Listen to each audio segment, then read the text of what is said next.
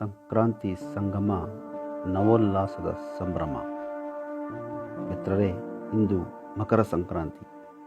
ಪ್ರಕೃತಿಯಲ್ಲಿ ನವೋಲ್ಲಾಸವನ್ನು ತಂದು ನಮ್ಮೆಲ್ಲರನ್ನು ಸಂಭ್ರಮದ ಸಡಗರವನ್ನು ಉಣಿಸುವ, ಸಮೃದ್ಧಿಯ ಕಡೆಗೆ ಎಲ್ಲರನ್ನೂ ಕೊಂಡೊಯ್ಯುವ ಈ ಪವಿತ್ರ ಪರ್ವವೇ ಮಕರ ಸಂಕ್ರಾಂತಿ. ಜಗತ್ತಿನ ಇತಿಹಾಸದಲ್ಲಿ ಅನೇಕ ಸಂಸ್ಕೃತಿಗಳನ್ನು, ನಾಗರಿಕತೆಗಳನ್ನು ಕಾಣುತ್ತೇವೆ. ಅವುಗಳಲ್ಲಿ ಇಂದಿಗೂ ಜೀವಂತವಾಗಿರುವ ಏಕೈಕ ಸಂಸ್ಕೃತಿ ಎಂದರೆ ಅದುವೇ ನಮ್ಮ ಭಾರತೀಯ ಸಂಸ್ಕೃತಿ.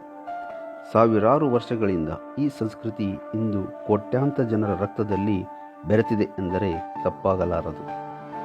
ಸಂಕ್ರಾಂತಿ ಹಬ್ಬಕ್ಕೆ ಕೆಲವು ವಿಶೇಷವಾದ ಅಂಶಗಳಿವೆ. ಸಂಕ್ರಾಂತಿ ಹಬ್ಬ ಬಂದಿತೆಂದರೆ ಇಡೀ ಸೃಷ್ಟಿಯಲ್ಲಿ ನವೋಲ್ಲಾಸ ಚಿಮ್ಮುತ್ತದೆ. ಚಳಿಯ ಕೊರೆತ ಕಡಿಮೆಯಾಗಿ ಬಿಸಿಲು ಹೆಚ್ಚಾಗಲಾರಂಭಿಸುತ್ತದೆ.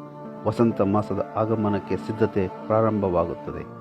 ಎಲ್ಲದಕ್ಕಿಂತ ಹೆಚ್ಚಾಗಿ ರೈತಾಪಿ ಜನರ ಸುಗ್ಗಿಯ ಸಂಭ್ರಮವನ್ನು ಈ ಹಬ್ಬ ಪ್ರತಿಬಿಂಬಿಸುತ್ತದೆ. ಸಮಸ್ತ ನಾಡಿನ ಜನತೆಗೆ ಸಂಕ್ರಾಂತಿ ಹಬ್ಬದ ಹಾರ್ದಿಕ ಶುಭಾಶಯಗಳು.